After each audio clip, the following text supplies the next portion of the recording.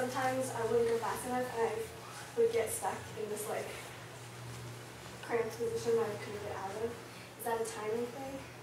Yeah, it's always a timing thing, but it's not a matter of not being fast enough.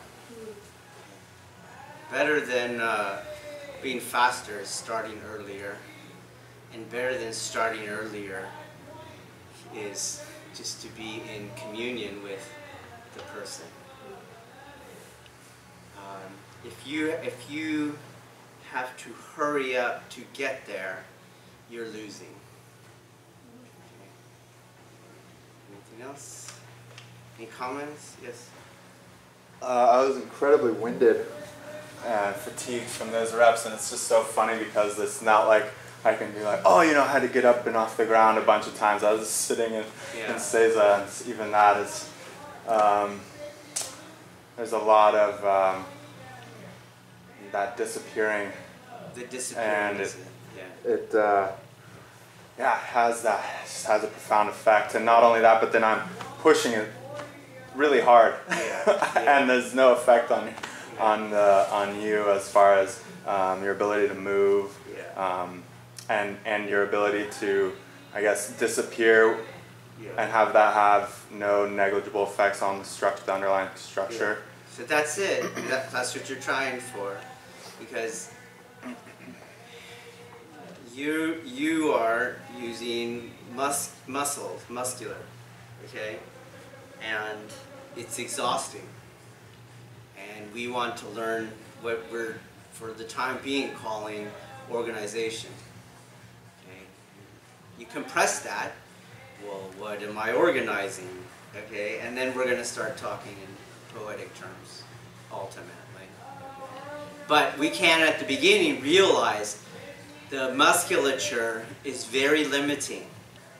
It's exhausting, it's slow, it transitions slowly from yin to yang.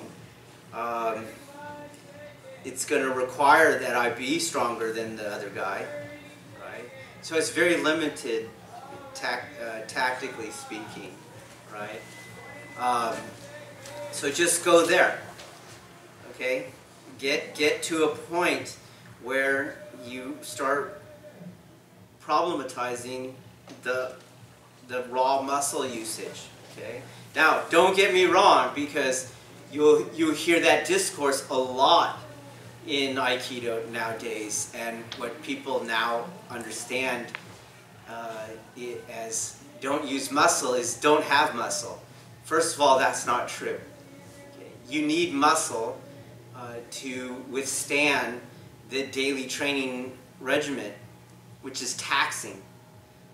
If you don't have muscle, you can't survive that. You're going to look for days off. You're going to look for light classes. You are basically not athletic enough.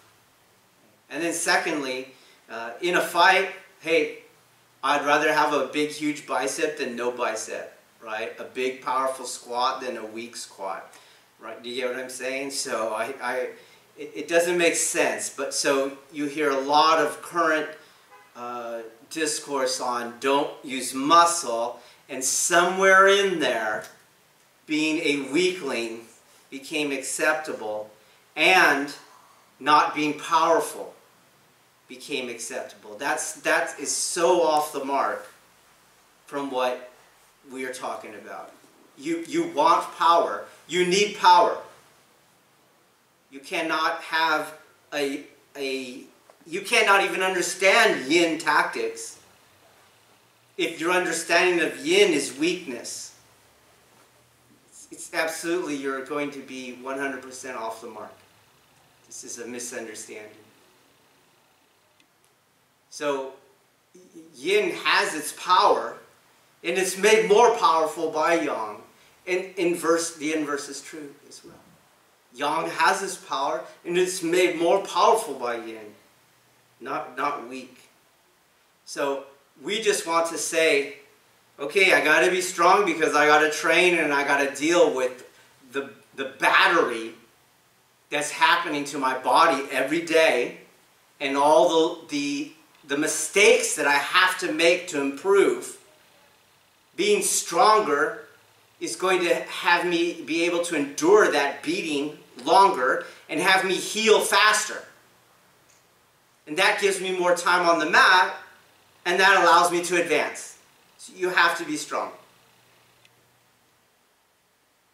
But the sophistication of my art cannot be limited by a ceiling made of muscle.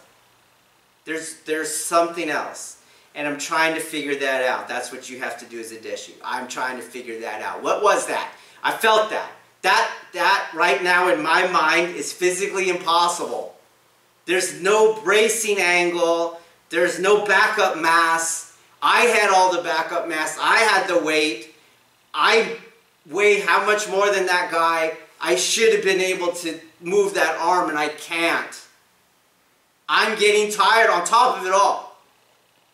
And I'm getting tired and he's looking like he could do that all day. That has to be a motivating factor. Right? The unknowns of our teachers are the lamppost marking the way. You have to be able to go, I have no idea what that was. And then you wrestle with it. You wrestle with it. And some of these things you will not solve until I'm long gone. You just won't. You won't. I'm telling you from experience. From my teachers. It's like, oh, that's what he was talking about. But I have enough experience now to know that's how it happens. So it doesn't freak me out as bad as it used to. This is how it happens. But too many of us see those things and dismiss it either in a so-called positive way or in a negative way. We go in a negative way and we go, it's false, it's bull crap. Or we go in a positive way and we go, it's just him, he was so special that none of us will ever. That's the wrong attitude too. It's not special. You have to chase it. You have to head after it. And your first observation is that's where it starts. And don't let go of it ever. Don't ever let go of it. Figure out how that was possible. Okay? And then you can begin to uncover the mysteries, the deeper mysteries. Because I tell you right now, even what I tell you, I described it as a poem. It's a poem. You could use a different poem the next day. Meaning it's not all-encompassing. That's why, and who cares, because you have a mentor and you're in a mentorship. So you don't care. You don't need chapter 1. Do you get what I'm saying? You don't need an introduction and a summary and all that. You're just hanging out. You'll get it by a kind of organic osmosis that's happening. Everything that's being described to you is post hoc. You have to understand that as a practitioner. Too many teachers want to pretend that they have this map that they followed, and then they now share the map with you, and their achievements are proof that the map worked. That's a show game. They didn't follow the map. They did what they did, and now they made a map for you. So I'm honest about it. I'm looking back. That's always going to be a fiction to a certain degree. You're always editing, so you're always leaving out. I would never buy the map. The map is not the territory, right? We've said that a million times. The map is not the territory. So you kind of are just, as a deshi, you're in this, a real relationship, right? An old school relationship. But it works by, I currently do not understand that. I'm not going to make him more than it was, but I'm not going to make it less than it was. Okay? I'm going to chase after it to figure out what it was. What's wrestling? What am I wrestling with? Where do I go? Because then you uncover things like you're able to describe, which they cannot describe. They don't have it because their chemy's not there. But you feel your breath being taken away. The yin is like a gravitational whole. It is not just like someone pulls a cartoon, rug, and then you wait a while and then you fall into it. But it's not a pulling either. But there is a vacuum to it. You go further than you wanted to, which every uke has to acknowledge that. Damn! And it takes things. It takes things. What I notice most is it takes your mind, it takes your breath, on top of it taking your body and your balance, obviously. And that's what makes it a spiritual cultivating tool. You see? Because that's what happens when stress and trauma and drama hits us. It takes things. It'll take your mind. It'll take your breath. Right? And with that, you lose your options. Your wisdom is now non-functioning because you have no options before you. So you're just like a jellyfish. You're just going with the current. The current is made up of the tragedy, plus your habitual states of being, plus your triggerability, your frailty, and you have no control. So the practice of ukemi, when you are experiencing true yin space, true womb now gone, is a chance to see, I can still function. I do not have to lose my mind, even if I lose my breath. I do not have to lose my mind, even if I lose my balance.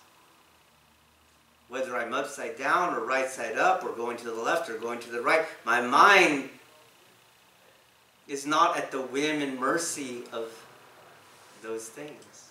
That's what we want. So I can't even get to the level of training my spirit until my art is reaching this kind of level. Because nothing is really challenging. I know it's challenging it's uncomfortable. No one wants to be hit. No one goes, that is, I guess there's some of us, right? But most of us do not find pleasure in that. Okay? Most of us have that evolutionary disposition that is repelled from human versus human violence. Okay? So in some way you overcome these tiny fears. But they're very tiny relative to what is happening at this other level. So it's another reason why you should chase these things. Okay? So I think you're being able to observe it in yourself is huge. It's a huge step. Most of the time we don't. We don't. So keep going. It was very much covered in that, but it was the notion of this being an experiential process, like you're trying to describe love to me that I've never been in, or green that I've never seen because I can't see. And so it was something that I had to partake in and be guided to be like, no, that's too far, that's not enough. Yes. And I find that to be more fruitful as the teacher. Okay, let me give you this image, get you in the ballpark, and now I start making adjustments, geometric, architectural adjustments. But sometimes, in order to make the architectural adjustment, I'll give you another image to help you get there. It's not a fruity thing. You know what I mean? It's not a hippy-dippy kind of thing. We use it all the time. It's recognized by current science, like we were saying. If you have a weak body, if you say a lot of negative words throughout your day, you'll find that your mood is affected by that. And you'll find that when your mood is affected, your body is affected. I don't see why in 2017 that idea should be so revolutionary or out there.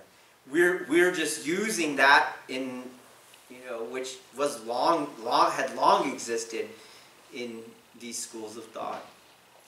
We're just using it in a way where most people aren't used to, because they train martial arts as if there's no art to it. You see, and then you're missing the point. I don't think it works that way, really. And I have not been successful in trying to transmit an art in an entirely engineering kind of way. It has not proven successful. And I think every teacher should assess their performance in terms, have your students been able to achieve this, accomplish this? And I have done that, and as a result, I go, no, they haven't, no, they haven't, no, they haven't. Sure, I can give a good talk on this, I can draw it on a board, but that is not my end goal as a teacher. My end goal, right, was transmission successful. And this is why when I look at these ancient schools of thought, they don't function like we do. They function more akin to the way that parents rear children, right? And meaning that we might show some things, we might explain some things, we might do some repetition, but a lot of things are just coming from hanging out, singing songs, right? Playing, making goofy faces. Where does their kid's sense of humor come from? Right? Do you really want to say, though, they're just born with it? Well, then why do they have the same comedic timing that you do? Right? Why are they sarcastic like you're sarcastic? You get what I'm saying? So, and did you teach it? Did you go, well, here's how you're sarcastic? It doesn't work, right, if you teach it that way. The timing's not there. So we do learn that by those means, and we're just utilizing it to get us in the ballpark. Right? And to fine-tune. We go back and forth. All right. Any last things? Yes, please. How does the hermit subsist? Subsist? Can you describe what you mean by that? How does the hermit survive? Like, how do they get food? Basics. How do they survive? Like, stay alive? Well, I think you're more interested in how I use that term.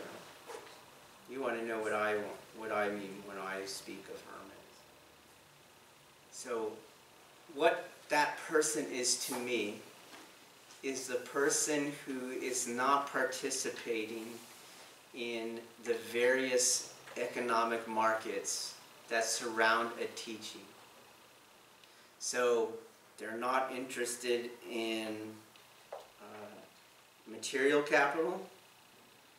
They're not interested in symbolic capital, cultural capital, none of those things. It doesn't have anything to do with their location. It doesn't have anything to do with what they eat or not eat or how they get their food or not. It has to do that because they do not participate in those things, their tendency to be distracted by those things, or the tendency to prioritize those things over the teaching, is greatly reduced. Okay, so a simple example is when I trained in dojo and you had rank. Okay, rank is symbolic of skill. Do you understand? So you don't put on a black belt and now you're a can of whoop ass. You guys all got this? It's not a magic belt. It's supposed to be representative of skill. So it becomes a form of symbolic capital. It stands for skill. It's not skill, it stands for skill. Got it?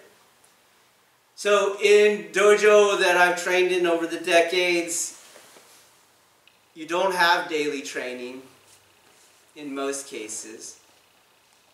And you also see people cramming.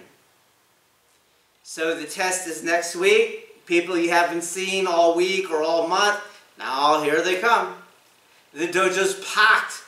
Everyone's coming early, everyone's staying late. They're all cramming.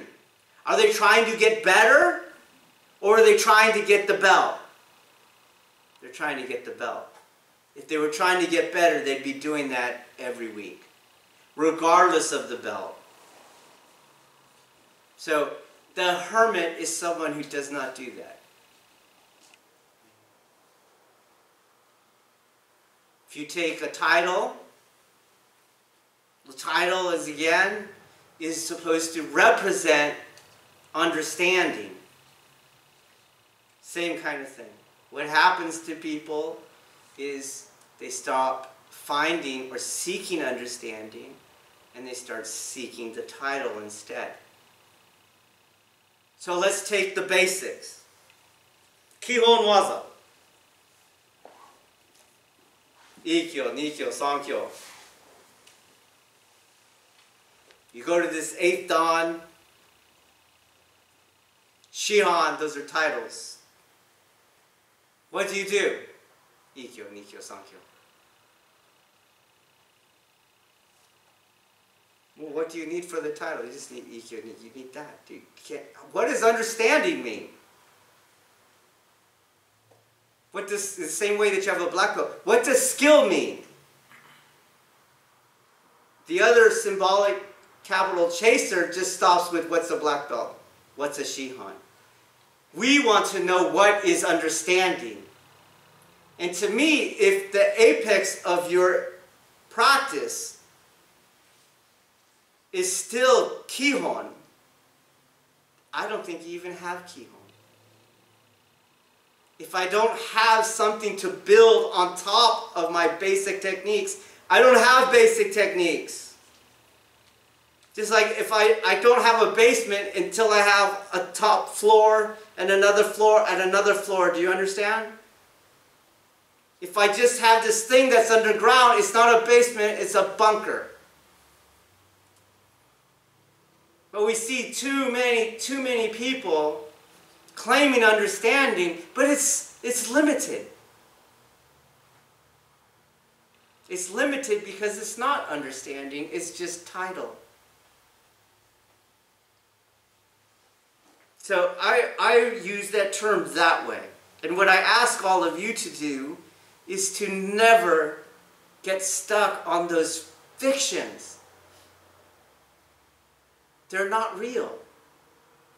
If you don't have an art that goes with you wherever you are, that no one can take away, that it neither is added to nor taken away by anyone else, then you don't have an art. If your art changes because it's called one thing today and another thing tomorrow, you don't have an art. You just have accumulated fictions. And you are, in my opinion, you become part of the problem. You become part of that degeneration of the teaching because you have been lured away from what was real to what can never be real. It's in that meaning that I use the term hermit. The hermit is outside of that system. Does that make sense? Go ahead. But, so, the question is how does, two things. One, how does the person who I imagine the hermit up in the mountain, like practically speaking, how does that guy get food? And secondly, how does the person who's practicing the hermit life out in the real world where you need capital to pay rent, how does that person pay rent without falling into the same trap of material capital? Yeah. Well, isn't that the that's the rhetoric that the capitalists tell you, right? If you don't play our symbolic capitalistic games, then you won't have material capital. You will not survive, right? If you go historically and you take the anchorites that you're talking about, I mean, people brought them food. They grew food, right? The difference is one that I am making is a structural difference. It's not to say that you don't have a means of supporting yourself for the sake of your hermitage. But it is saying that you do not prioritize the fictions over the realities. Okay, so let's take what we do. So the dojo does not have a contract system. A lot of you don't know this, but commercial schools will have a contract system. So they will get like almost a landlord lease going. You got like first and last month, okay, and then they will have you also join a federation, some sort of membership. So you have a membership fee that you have to also sign up for. They sell you your gi at a markup price. So when you come in and maybe you look at the website and it says, it's $99 with a free gi. If you get an ad in the newspaper, $99 with a free gi. But when you actually sign up, then they go, oh, but you have to pay last month too, and you have to pay your membership fee, and the gi doesn't come with the belt, so you need a belt. They charge you for the belt, and then you also have to have patches. And let me look it up. For white belts, there's 3 patches. There's a shoulder, a chest, and a knee patch, and you're going to need those too, right? Would you like to buy a T-shirt? And it goes on and on and on like that. Okay. My past deshi who had ventured into commercial schools were, they let me know they make more money from all those other incidental fees than from the membership dues.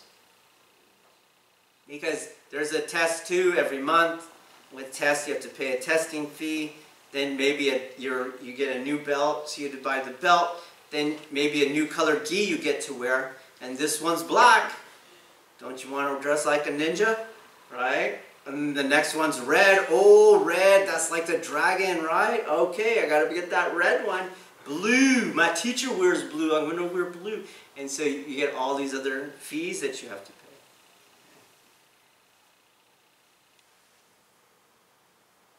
pay. Is there not a structural difference between that system and this system?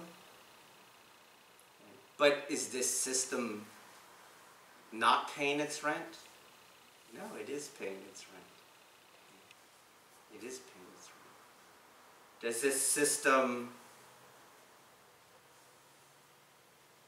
that we use here, because we pay rent, we make our rent, does this system then mean that anybody can come in and join? Or anyone that does join can do whatever they want? Or is there some integrity that's being maintained? Okay, if you answer yes, now your job is to figure out what. How? How is that possible? How can I participate in a sustenance system without selling out? Okay? That's the thing. I leave that to you because I know you're struggling with it, and you have what I would say in an open, honest way, you have a very adolescent view of it. You have a very bipolar, you have a dialectic there. So I'm either the St. Francis, or I'm going around in poverty, or I'm Donald Trump. I think that's the wrong spectrum. You got to figure out how to get off of that spectrum.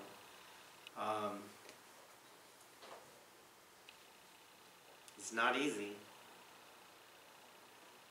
And it has to be part of everyone's training. Because there's, even here, as much as we've taken away, there are lures. There are lures. I have a lot of people through the years, and they're going to be very nice to the teacher. That makes them a good deshi. What, does that make them a good deshi in my head? No, it doesn't. Reception of the teaching is the job of the deshi. That's all I'm measuring. That's it. Do you understand? How many times have we had a class where I've just said, stop bowing? Because it's just too hypocritical. I'm not interested in that, and you shouldn't be interested in that either. You're interested in reception. So you have to watch. So even though we don't have t-shirts and patches and ranks and testing, there are still things. It's quite human, otherwise it wouldn't be so prevalent. It is quite human to represent the non-representable with a symbol and then to become distracted by the symbol. The same thing happens in a relationship. You have a relationship, you get married, you get a piece of paper, and you get a ring. But those are symbolic things. You have people in a marriage because they have a ring and a paper. But if you go, wait, that stands for partnership, friendship, right? Care, compassion. Do you have that? No, but I have a marriage. How do you know? I got this ring and this paper. Do you see? It's happening all over. Okay? So if I say, hey, I want compassion and sacrifice and support and love and understanding and wisdom and friendship in my marriage, does that mean now that I must give up all ways of sustaining myself materially? No, it doesn't. Okay. And if I do, and I start walking the streets like a Buddhist and I'm trying to collect alms, does that give me my marriage? No. Okay. We're talking about different things.